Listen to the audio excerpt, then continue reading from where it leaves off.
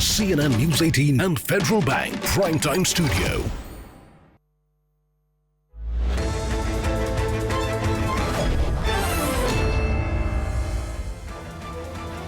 Welcome everyone. Thanks a lot for staying with us. You're watching Plain Speak with me, Shivani Gupta, and we're joining you live from the CNN News 18 Federal Bank Primetime Studio. After a high-voltage campaign and a politically surcharged election season, we are finally heading towards the final phase of 2024 general elections, which will be held in less than 48 hours from now.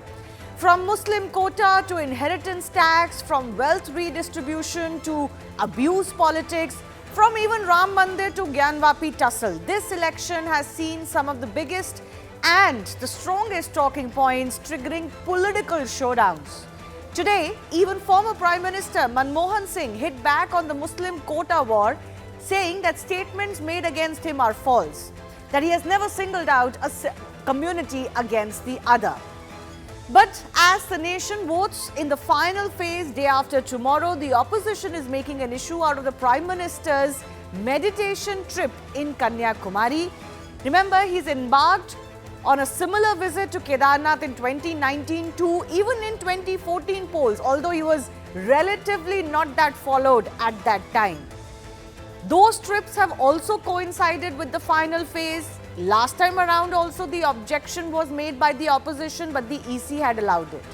This time too, opposition parties have gone to the poll body wanting either a date change of the Prime Minister's trip or a bar on the coverage of the trip. But BJP says this is nothing but petty politics. It adds that Prime Minister is only giving a signal of national unity by going to Kanyakumari, and that it also shows his deep commitment to Tamil Nadu, that he's visiting the state even after elections are over. And Tamil Nadu, by the way, voted in the very first phase of the elections this time around. So is the Prime Minister's trip a poll violation, or is objection to it sign of a nervous opposition? That's the big question we'll take to our guests in just a bit. First up, take a look at the political showdown that has escalated over this meditation trip to Kanyakumari. The Prime Minister has landed there just a short while ago. This is what the opposition is saying. Congress, led by Abhishek Manu Singhvi, submitted a memo to the EC stating that this is a clear violation of the Model Code of Conduct that continues to be in place. He also cited in the memo that this is an attempt to circumvent the 48-hour silence period that kicks off from 6 p.m. today. Apart from that, there is the TMC that also objected last time around. Mamata Banerjee is saying that this is an attempt to influence voters on the final day or the final phase of voting. Speaking in the same tone, DMK has called it a poll gimmick by the Prime Minister. And RJD leader Manoj Jha added to the opposition tirade against the PM, calling it pakhand for votes. There are obviously some opposition which is technical, while other opposition has been a little bit personal as well. Now let's take a look at what happened when the Prime Minister took a similar trip to Kedarnath in 2019, just ahead of the final phase of elections. The opposition had reacted in a similar vein. At that time around, the TMC had actually gone with an official complaint to the EC. And the interesting bit is even the TDP, which is back in the NDA fold, had objected to that trip last time around. The Election Commission had allowed the Prime Minister to take the trip to Kedarnath to meditate though, and it had said that while they are allowing this trip, it needs to be remembered that the Model Code of Conduct is indeed in place. The trip to Kedarnath, remember, had also coincided with the final phase of the voting in the 2019 elections. The opposition is creating a lot of fracas over the Prime Minister's meditation exercise trip. But does that hold water? In a sense, do their arguments hold water? What does the Election Commission rule say?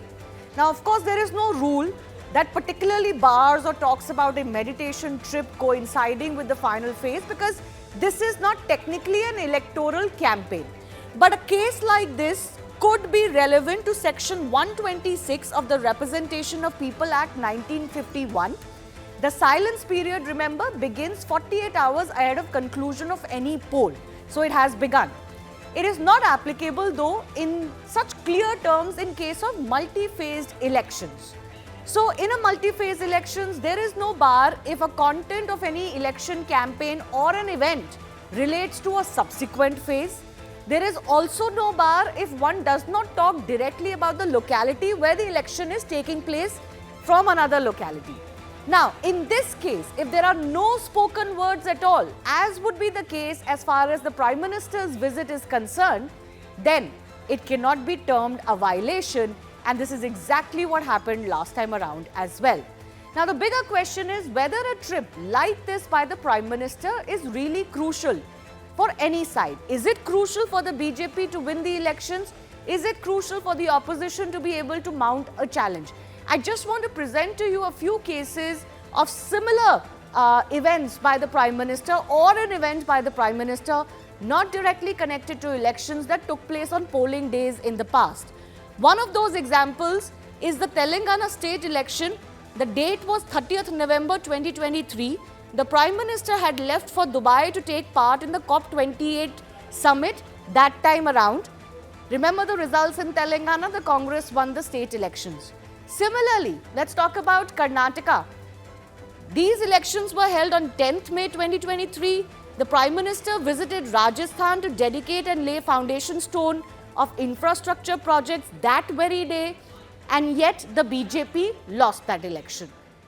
PM also visited Karnataka, Tamil Nadu, Andhra Pradesh and Telangana to dedicate and lay foundation stones of projects in 2022 on the day of Himachal Pradesh state elections, and BJP lost those elections as well.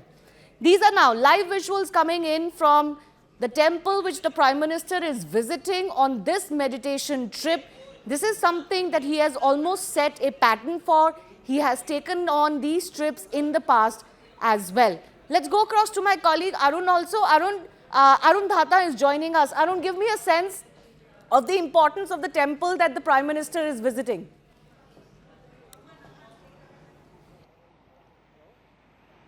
Well, see, these are the visuals that we see on your screen of Prime Minister Modi visiting the Bhagwati Amma temple, which is in the close vicinity of Swami Vivekananda Rock Memorial. And the location is right behind me. Of course, we don't have the access to go to close to that venue, but we can show you from the outset. And this is a wonderful location. Remember, this is the last land or piece of land that we can see, because beside that we can see three oceans are coming together, and therefore you see three different colors of the water. But of course, this is the first visual that you see is of a statue, a 133 feet long statue of Thiruvallur, was a poet and the philosopher of Tamil Nadu, and right close to that you have that Swami Vivekananda Memorial Rock, the place at which Swami Vivekananda attained enlightenment, meditated, Shivani, for 3 days, and Prime Minister Modi will be commencing his meditation retreat from that rock itself. So as we speak, he's as per his schedule entering or visiting the Bhagwati Amma temple. Bhagwati Amma temple, in our mythology, people say that goddess Parvati was in fact meditating on one feet while she was waiting for Lord Shiva at this specific place, and on that this temple has been made and situated there, which is also known as Bhagwati Amma temple. So Prime Minister Modi is starting his journey, starting his meditation retreat, after offering his prayers to that temple. And we are told that after this, Prime Minister Modi, of course, will be starting his meditation, which will last till 1st of June. Remember, 1st of June will be the last phase of polling, and in fact that has been the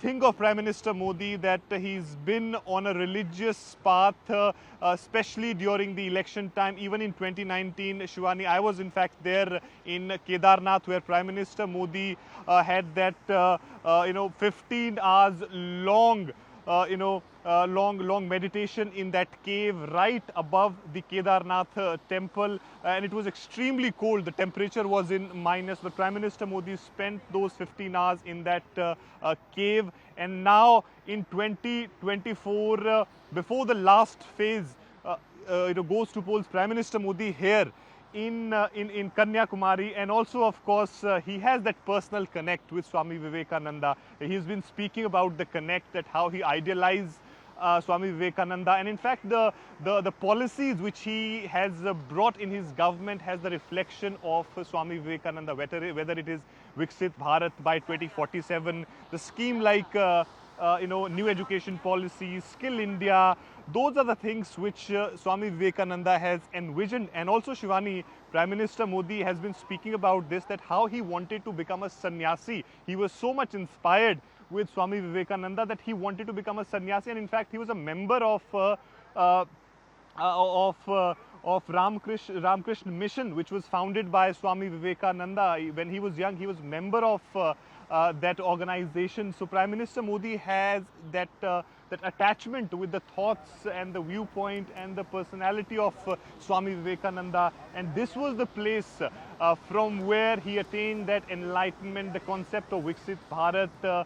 After he traveled across the country, he came here, he sat here for 3 days on that rock, and then of course the famous visit to Chicago, the address that he gave there, Right. that happened post that 3 days meditation here in Kanyakumari. Shivani. Right. Arun, stay with me. We'll keep coming back to you for more, because I'm sure you've had an opportunity to get a sense from the public as well as to how they're, looking at this visit in Kanyakumari. But let's also open this up for our guests joining us.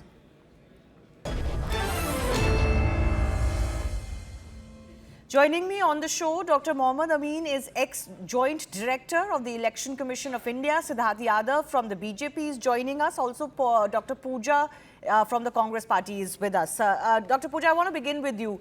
Why is it that despite the fact that there is a precedent to this and the Election Commission allowed it last time around, is the Congress or the opposition objecting to this trip so much? The Prime Minister is not even going to speak or address anybody.